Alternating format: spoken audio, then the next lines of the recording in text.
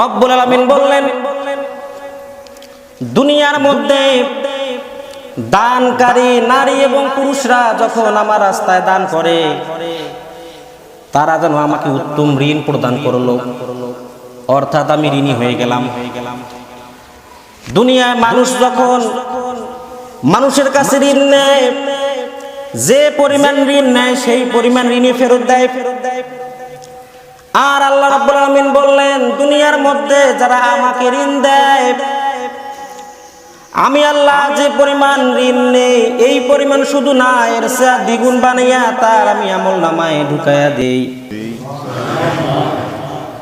রব্বুল আলামিন বললেন, দুনিয়ার মধ্যে আমার মুত্তাকি বান্দারা সুখে থাক কিংবা দুঃখে থাক, সচ্ছল থাক কিংবা অসচ্ছল থাক, সব সময় তারা আমার রাস্তায় দান করে।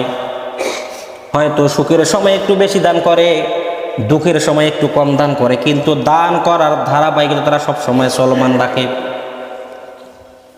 সুখের সময় পকেটে টাকা আছে, আমরা 500 টাকা দান করছি।